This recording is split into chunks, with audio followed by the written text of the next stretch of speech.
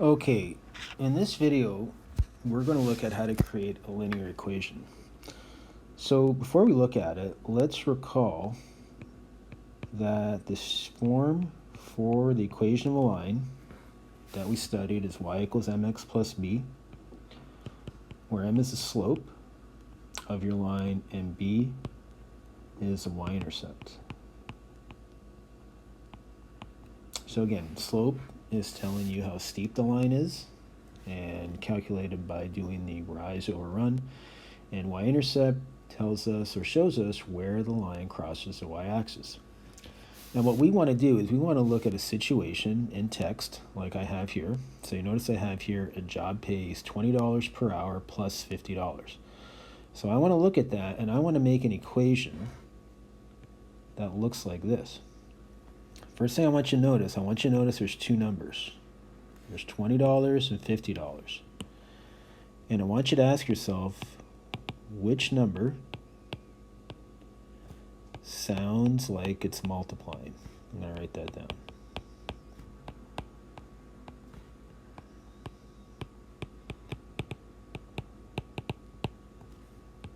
I'm going to fix that. All right, so when I look at that, it sounds like the $20 is multiplying because it says $20 per hour, and that's an important word, that per. I'm going to highlight that. So the more hours I work, the more money I'm going to get. That $50 sounds like it's just going to be kind of given on top of the $20 per hour. So the one that's multiplying is going to be, sorry about that, that's going to be the slope of the line. Now, we're going to call that rate of change. Rate of change and slope mean the exact same thing. So here's my equal sign. I can get started. So now $20 is doing the multiplying. That's the rate of change. Now what's a multiplying? So I'm going to read, and I see multiplying the number of hours I work. So I want to pick a variable letter that's going to represent hours. So usually we pick the first letter of the word, so that'd be H. You could pick whatever variable you want, whatever one you want. But usually when we're doing it with a real situation here, we want to kind of use variables that also look like what they're talking about there. But you can use any variable you want. And then it says plus $50. So then you ask yourself, well, what's this going to calculate for me? So this is going to calculate my pay. So I'm going to use capital P for pay. So here's my equation. Now that looks an awful lot like this. This is the exact same thing. So I use P for pay, so I'm going to say P is the pay and H is the hours.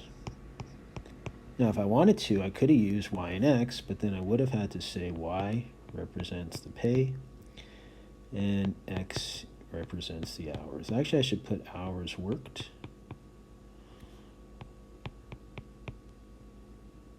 And maybe I should put pay earned. That sounds a little better.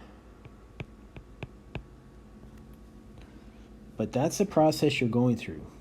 Okay, so let's jump right into another one. So here it says a banquet hall charges $200 for every person plus a $1,000 deposit.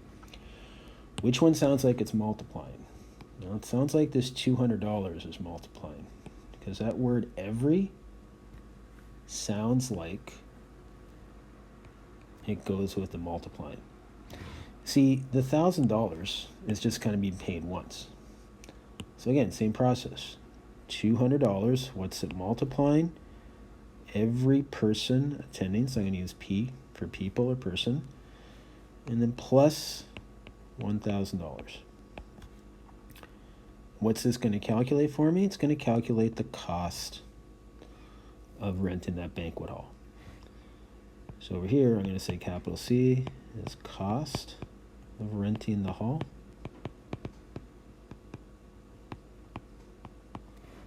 And P is number of people attending.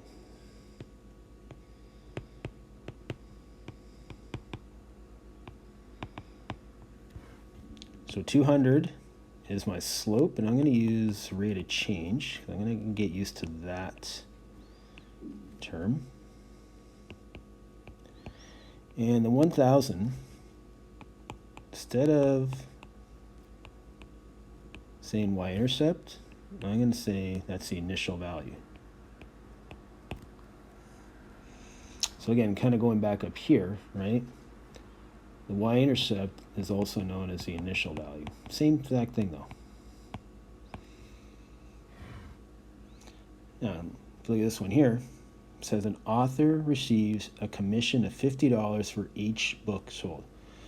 Now, if there's only one number, chances are that's going to be the slope, and I just want to double check that, see how they're using the word each, another multiply word, and I'm going to summarize all those multiply words at the end. So, no initial value here, but the author is getting $50 per book sold. I'm going to use B for books. I'm going to write that here. So B is going to represent number of books sold. And then I can use capital C again for commission earned.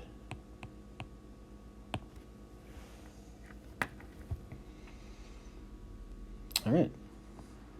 Let's check this one out. A kite 15 meters in the air descends at a rate of 15 meters per second. Or excuse me, 1.5 meters per second.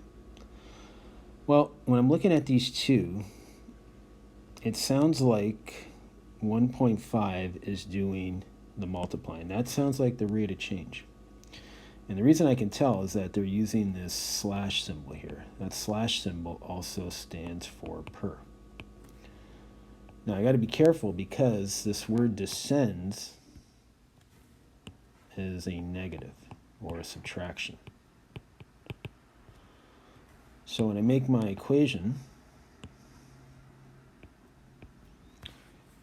it's 1.5 now per meters per second. Now, it's not meters. A nice little thing to remember here, when you have this slash, the rate of change is multiplying what's actually after the slash, because it's going down 1.5 meters per second. So I'm going to put S for seconds. And then the kite started at 15 meters in the air. Now again, what's this going to calculate for me? It sounds like it's going to calculate the height of my kite. So I'm actually going to write that a little bit nicer. But one thing I'm missing is that word descends means I have to add a negative. And again, h will be the height of the kite.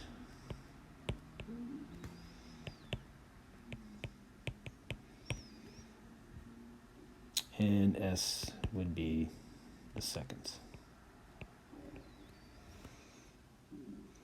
So here's a list of the words to look at when you're reading these text expressions and you have the task of calculating a linear equation or coming up with a linear equation.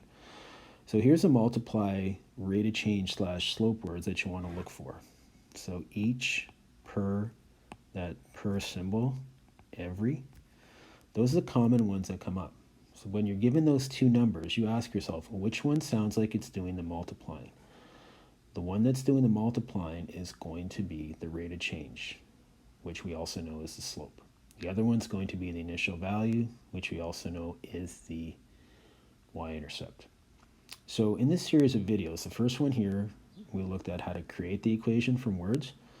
So in the next series of videos, we're going to look at how to create a table of values, how to graph it, and then some characteristics that go around with it. Okay, we'll see you in